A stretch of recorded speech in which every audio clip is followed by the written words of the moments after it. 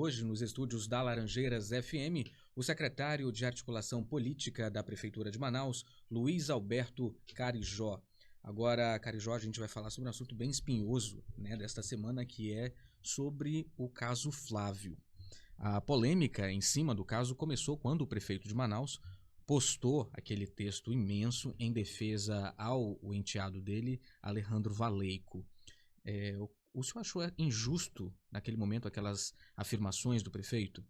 Deixa eu lhe dizer, quando a gente é tomado disso, vou colocar digamos, a condição da coisa. O prefeito, no domingo, ele estava com muitas dores na coluna, ele foi submetido a um procedimento lá no Hospital Adventista, uma infiltração na coluna, inclusive então, ficou sedado. Isso ele começou no início da noite e foi até o final da noite, até mais ou menos 11h30, meia-noite.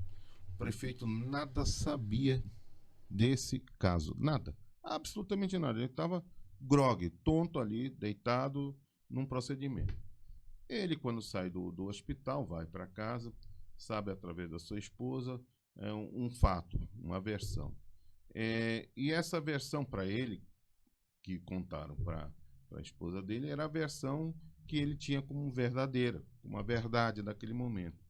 E dentro, digamos, entre quatro paredes, ali sozinho, ele fez aquela missiva, que ele depois pediu desculpas à família do Flávio, que pediu desculpas à cidade de Manaus, porque naquele momento ele estava ali afetado por uma questão emocional de cunho forte, porque ele não queira, o Alejandro, ele é filho da esposa que ele ama.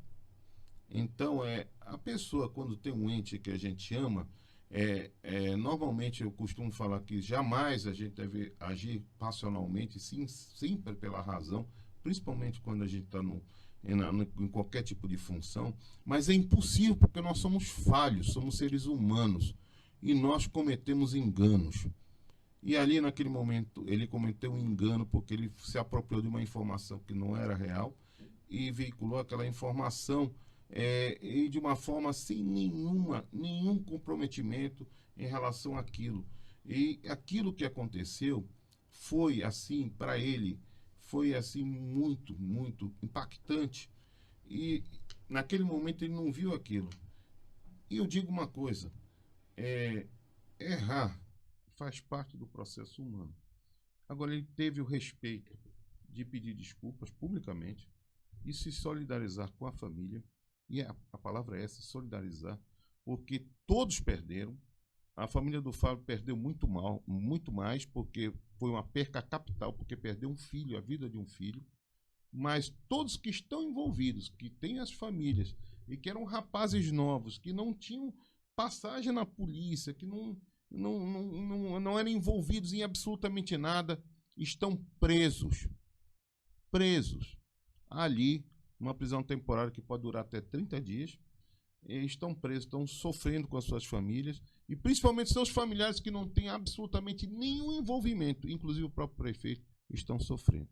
Isso não tem no mundo quem não se fragilize. E houve uma fragilização, houve todo esse processo. O prefeito não sabia, não está envolvido e com toda certeza não determinou nenhum tipo de ação para cobertar, para qualquer coisa que seja. E o que se passou é que estavam tentando blindar o rapaz, o Alejandro, que, diga-se de passagem, foi o primeiro que prestou depoimento na madrugada de segunda-feira. Foi o primeiro, isso ninguém fala. Ele foi lá, sozinho, ele foi lá, seu advogado, prestou depoimento dele. Ele prestou depoimento dele, isso não está se falando. Agora, onde vai estar a verdade são casos de polícia, não de política. Se houve culpa de quem quer que seja, as pessoas vão pagar pela justiça. Cabe à polícia a investigação, cabe ao Ministério Público a percussão penal e cabe ao juiz e ao tribunal de júri a condenação, se for o caso. Entendeu? Agora, não se pode transformar uma questão que é uma questão policial, que é uma questão da família, numa questão política. houve um ato falho? Houve. Mas esse ato falho foi decorrente de uma forte emoção. De uma forte emoção. E de todo um enredo que foi dito naquele momento. Ele, prefeito, em entrevista coletiva na semana passada, deixou bem claro isso. Pediu desculpas e se solidarizou com a família. Eu acho o seguinte, a gente não pode persistir no erro. E nem somos júris e algozes para condenar. Eu acho que tem que deixar a justiça fazer o trabalho dela. Agora, o que está sendo feito com relação à família da vítima, a família do Flávio Rodrigues, o que está sendo feito por parte da administração pública do prefeito de Manaus, depois dessa polêmica toda, depois desse desgaste todo? Existe algum aporte, algum suporte da prefeitura de Manaus para a família? Eu não posso responder isso porque eu não participei de nenhum contato com a família dele. Mas eu tenho certeza absoluta, se tiver, digamos, na condição e no interesse da própria família, em momento algum o prefeito deixar de ser solidário com a família. Entendeu? Isso é uma questão de humanidade. Volto a repetir, perderam todos. A família do Flávio perdeu muito mais, porque perdeu um filho.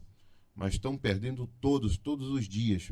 Todos os dias, quando as mães vão lá ver seus filhos lá na cadeia, e nenhum dos meninos, nenhum desses rapazes estavam roubando, fazendo crime, estavam lá, saíram de uma festa, foram para um bar, saíram do bar, aí foram para a casa do Alejandro, e lá foram continuar a festa, como a juventude normalmente faz.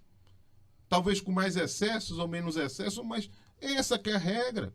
Isso nós vemos todos os dias. Eu tenho filhos adolescentes, eu sei que é isso. Eu tenho filho adolescente, eu tenho 6 filhos, dos quais 5 são homens, 4 adolescentes.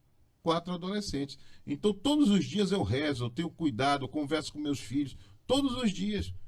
Mas ninguém pode acontecer com qualquer um de nós. Infelizmente. Infelizmente. E aconteceu com a família do Flávio. Lamentavelmente, eu quero aqui externar todas as minhas condolências, minha solidariedade, meus respeitos a toda essa família, enlutada, e todos seus amigos, mas também os demais familiares daqueles que estão presos lá todos os dias, estão morrendo um pouco, porque cada dia que vê seus filhos presos naquela cela e vendo aqueles rapazes lá, e eles vão ficar com essa marca por muito, muito tempo, alguns para o resto da vida. O senhor esteve na Câmara Municipal na última quarta-feira para falar sobre esse assunto, para dar essas explicações, e um dia antes o senhor estava almoçando com o líder do prefeito em um restaurante lá em um shopping na zona oeste da cidade de Manaus. O que foi tratado nessa reunião? Na verdade, a gente almoça quase todos os dias, você sabe isso da nossa dinâmica, né? Praticamente toda semana eu vou na Câmara de segunda, quando eu não vou segunda, terça e quarta, eu vou segunda e quarta. E normalmente toda segunda e quarta eu almoço com eles, porque primeiro que eu conheço eles há muito e muito tempo, e a gente tem Foram a colegas, relação, né?